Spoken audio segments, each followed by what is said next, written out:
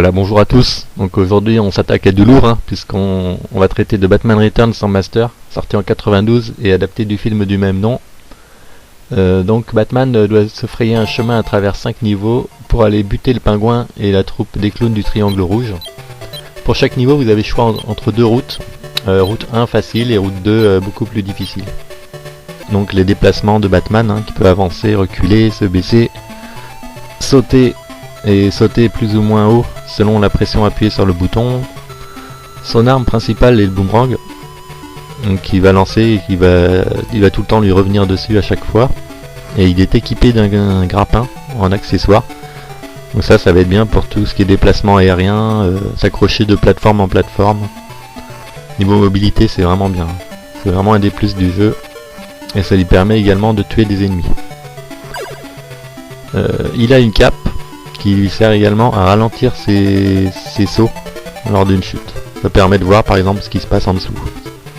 Il est possible de faire dans ce jeu ce que j'appelle des sauts arrière, donc de sauter, et une fois en l'air, vous faites arrière, et le perso ne va pas se retourner. Dans la plupart des jeux de plateforme d'habitude, vous sautez d'un côté ou de l'autre, en maintenant la direction dès le début, le perso va partir d'un côté, mais là si vous sautez et qu'ensuite vous maintenez arrière, ça lui permet de ne pas se retourner. Alors il y a 3 types d'options disponibles dans le jeu sous forme de chauve-souris.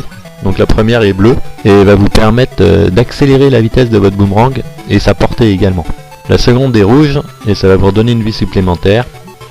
Et la troisième, la jaune, vous permet soi-disant d'accélérer la vitesse de déplacement de Batman. Mais bon, j'ai beau essayer, j'ai jamais vraiment vu de réelle différence. Bon, clairement on a vu que le premier point fort du jeu c'est les gameplays. Après, maintenant, on va voir pour tout ce qui est décor, musique, graphisme. Donc là, c'est vraiment une ambiance un peu particulière. Ça retranscrit bien l'univers de Batman, je trouve. Que ce soit dans les rues de Gotham ou alors sur les toits, dans les égouts. Il y a ce petit quelque chose, les musiques collent vraiment bien au niveau et à la patte graphique, je trouve. On serait vraiment dans des comics en fait. L'ambiance générale est plutôt sombre. Ça se passe souvent la nuit ou dans les égouts, dans des lieux un peu confinés. Bon, parmi les passages cultes du jeu, on a cette superbe cascade du niveau 5. Classique dans le jeu vidéo, les cascades, on se souvient de celle de Sonic sans Master, du premier. Bon, celle-là est quand même bien plus dure. Vous allez en chier. Bon, maintenant, ça va être le moment le plus dur, puisqu'il va falloir cracher un peu sur le jeu alors que je l'adore. Donc on va commencer avec les fonds noirs au niveau des boss. J'en avais déjà parlé pour Sagaya, et c'est un thème récurrent sur les jeux Master.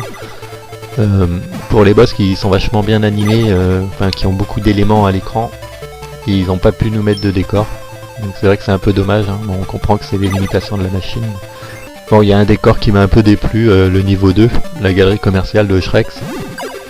Donc je le trouve un peu simple, pas trop travaillé, puis aux couleurs un peu verdâtres, un peu moche quoi. Le boss qui revient de niveau en niveau, ça aussi j'aime pas trop. Pour moi c'est un peu la flemme de créer un nouveau boss quoi. Bon après c'est Catwoman, heureusement ils nous l'ont pas refoutu 9 fois dans le jeu. Alors maintenant petite critique au niveau des ennemis. Vous avez remarqué que le jeu est quand même, les sprites sont assez petites et pas trop bien détaillées. Donc c'est vrai que pour certains ennemis, il y en a certains on se demande ce que c'est quoi. Sachant que c'est à la base c'est des clowns du Triangle Rouge. On n'arrive pas vraiment à identifier clairement certains ennemis. On peut noter également un manque de travail au niveau de l'animation des ennemis et de leurs attaques, pour certains qui sont un petit peu répétitives ou un peu simplistes. Bon, même si niveau gameplay, franchement, c'est vraiment une réussite, il reste quelques problèmes au niveau du grappin. Comme on peut le voir ici, il y a pas mal de moments où vous allez essayer de vous accrocher et en fait on voit le filin qui est bien en contact avec une plateforme par exemple, et puis en fait non, vous allez tomber dans le vide. Alors autre chose ennuyante avec le grappin, c'est qu'une fois que vous allez être accroché à une plateforme et que vous allez commencer à vous balancer, à partir du moment où vous rencontrez un obstacle sur la gauche ou sur la droite, ça va être bien souvent un mur, et vous allez tomber direct. Donc ça c'est vrai que c'est assez chiant. Ça crée des situations un petit peu abusées, comme ici par exemple où vous allez voir je vais m'accrocher. Et en fait, ce qui va me faire tomber, c'est que au niveau des pieds et de la cape, j'ai touché la plateforme juste en dessous. Et visuellement, c'est vrai qu'on n'a pas l'impression que je la touche. Je frôle vraiment la plateforme, mais du coup, ça me fait tomber. Puis il y a pas mal de cas comme ça où c'est vrai qu'on a un petit peu les nerfs.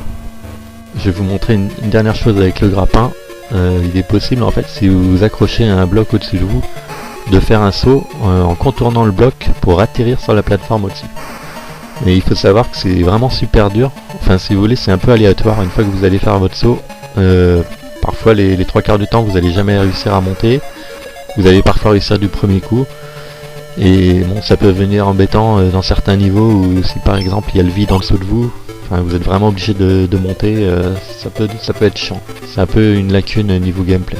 Bon, pour terminer, quand on pense à Batman sur 8 bits, on a tous à l'esprit la version Batman sur NES, hein, qui était sortie vraiment une grande réussite. Là, sur Master, on a un jeu qui est un peu moins travaillé graphiquement, des sprites un peu plus petites, moins détaillées, mais on a un gameplay qui est quand même super riche. Le jeu est plaisant à jouer, malgré les petites lacunes que j'ai énoncées. On passe un bon moment, le jeu est pas trop long, il y a une bonne ambiance. Franchement, un titre incontournable de la Master.